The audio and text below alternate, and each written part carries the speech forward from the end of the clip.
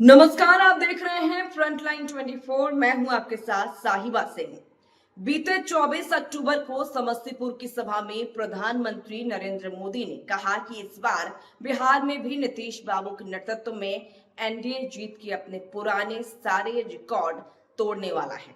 Bihar NDA को अब तक का सबसे बड़ा जनादेश देगा।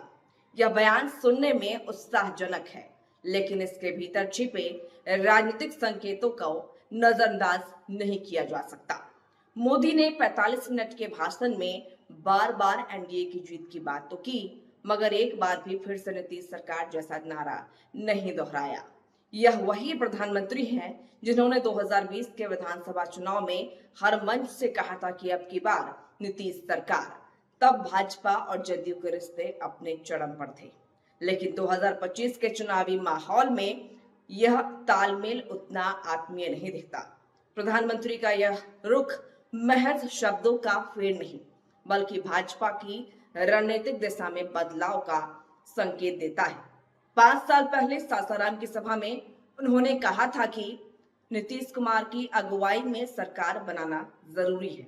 वहीं अब के भाषण में उन्होंने नीतीश की अगुवाई में एनडीए चुनाव लड़ रहा है तो कहा, मगर यह नहीं बताया कि चुनाव के बाद नीतीश ही मुख्यमंत्री होंगे।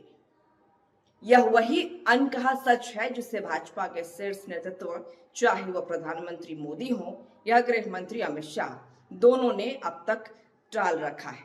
वे नीतीश कुमार के नेतृत्व में चुनाव लड़ने की बात करते हैं, लेकिन सत्ता की कुर्सी पर उनके नाम की गारंटी नहीं देते। यह अस्पष्टता दरअसल भाजपा की डबल एजेंडा पॉलिटिक्स का हिस्सा है। एक तरफ वह नीतीश के साथ गठबंधन बनाए रखकर जनता के सामने स्थिरता का संदेश देना चाहती है, दूसरी तरफ वह चुनाव बाद की स्थिति में अपने लिए खुला रास्ता भी छोड़ रही है।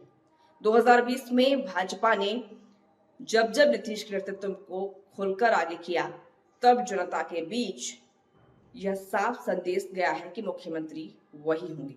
लेकिन इस बार भाजपा उस संदेश को दोहराने से बच रही है। इससे यह सवाल उठता है कि क्या भाजपा नीतीश कुमार के बाद की तैयारी में है? राजनीतिक पर्यवेक्षक मानते हैं कि भाजपा अब बिहार में अपनी अधीन साझेदारी की भूमिका से बाहर निकलना चाहती है। बिहार हिंदी पट्टी का इकलौता ऐसा राज्य है जहां भाजपा कभी मुख्यमंत्री नहीं रही। पिछले 2 दशकों में उसने सत्ता का स्वाद तो चखा, लेकिन नेतृत्व नहीं पाया। बिहार की राजनीति हमेशा से 3 सिरों पर टिकी रही है: नीतीश कुमार की जदयू, लालू प्रसाद की राजद और भाजपा। सत्ता इन्हीं तीनों में से 2 के मिल जाने से बनती रही है। भाजपा 2015 में यह प्रयोग कर चुकी है। उसने जदयू से अलग होकर अकेले चुनाव लड़ा और बुरी तरह हार गई। अब लालू और नीतीश एक साथ थे, माफ कीजिएगा, तब लालू और नीतीश एक साथ थे और भाजपा विपक्ष में चली गई। 2020 में भाजपा ने जदयू के साथ गठबंधन किया, लेकिन सीटों का समीकरण ऐसा था कि भाजपा ने जदयू से ज्यादा सीटें जीतकर वरिष्ठ साझेदार का दर्जा तो पा लिया, पर मुख्यमंत्री की कुर्सी पर फिर भी नीतीश के पास ही रही। इस बार परिदृश्य अलग है। नीतीश कुमार अब उस स्थिति में नहीं है जब उनके नाम से चुनाव जीता जा सके। उनकी लोकप्रियता और राजनीतिक पकड़ पहले जैसी नहीं रही। जदयू की संगठनात्मक ताकत भी सीमित है। दूसरी ओर भाजपा अपनी जमीन लगातार मजबूत कर रही है। ऐसे में मोदी और शाह दोनों की यह रणनीति समझी जा सकती है कि वे नीतीश के नेतृत्व की बात करें, लेकिन सरकार के चेहरे की नहीं। प्रधानमंत्री के भाषण में नीतीश के नाम का जिक्र तो सम्मान पूर्वक हुआ, मगर उसके पीछे की राजनीतिक दूरी साफ दिखी।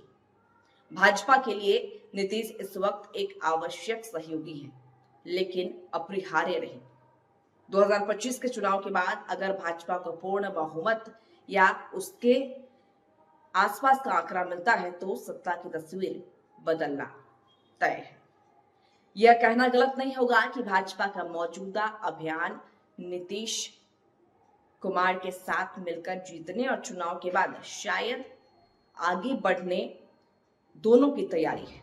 भले ही मंच से अब भी कहा जा रहा है कि नीतीश कुमार के नेतृत्व में एनडीए चुनाव लड़ रहा है, लेकिन भीतरी राजनीति में अब सवाल यह नहीं है कि नीतीश नेतृत्व कर रहे हैं या नहीं, बल्कि यह है कि कब तक करेंगे।